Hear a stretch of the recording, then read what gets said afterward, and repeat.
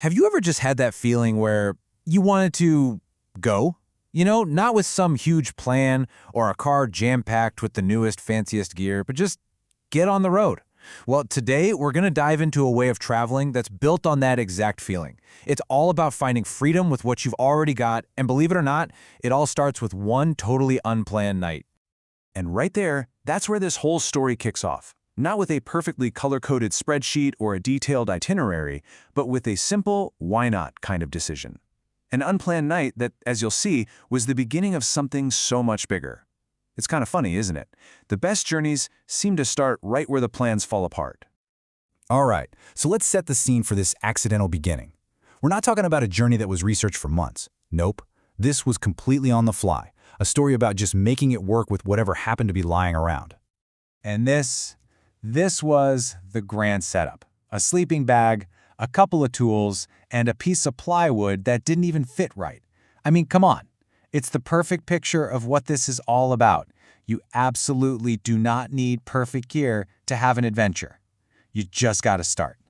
And let's be real, it was anything but perfect. The author is super honest about it. It was cold, it was uncomfortable, and the whole makeshift bed situation was a mess, sliding all over the place. It wasn't glamorous, it was totally 100% real. But then, the morning came. And this is the moment. This is where everything changed. After a freezing, uncomfortable night, the payoff was this absolutely incredible view. Waking up to mist rolling over a lake, yeah, that's the moment this stopped being just sleeping in a car. It became something else entirely. That single morning completely reframed the whole idea of travel. Suddenly, it wasn't about getting to a destination anymore. It was about the experience itself.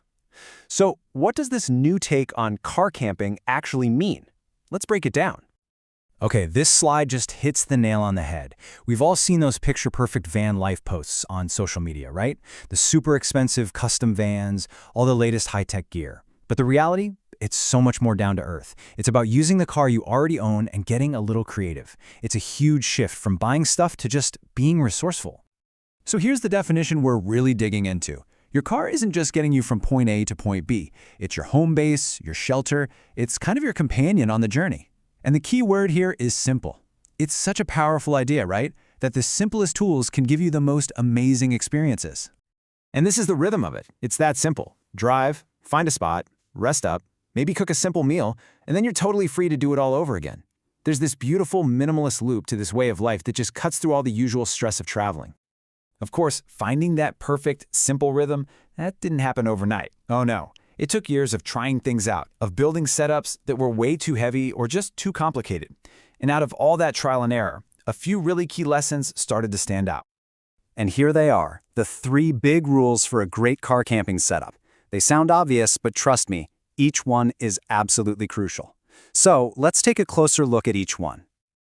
Okay, lesson number 1 is a big one. It's all about doing, not just dreaming. If your master plan is so complicated that it's going to take you months to build, you're never going to get on the road. The whole point is to get out there so the best design is the one that's quick, dirty, and gets the job done. Lesson 2 is all about organization, because when you're living in a space as small as a car, things can get chaotic fast. A smart storage system isn't just about being neat. It's about freeing up your brain space so you can actually enjoy the experience instead of constantly looking for your stuff. And the final lesson is this. Your setup is never, ever really finished. It's always evolving. Think of every trip as a test run. You learn what you actually need, and maybe even more importantly, what you really don't. It's this constant process of making things just a little bit better each time. So we've talked about the how, the nitty-gritty of setting up your car. But the real magic of car camping, the thing that really hooks you, is the why. It's a whole shift in how you see things, a philosophy that's way bigger than just a place to crash for the night. It started out as just a cheap way to travel, a budget hack. But over time, it turned into something way more meaningful. It became a practice, a conscious decision to slow things down, to really listen to the world around you, and to reconnect with yourself. And this is what that practice actually feels like. It's about finding real joy in the tiny things we normally just ignore, like the sound of rain tapping on the roof, or that smell of pine trees first thing in the morning. Even the simple, repeated rhythm of packing up your stuff and setting it back up again. These are the moments that really make it special.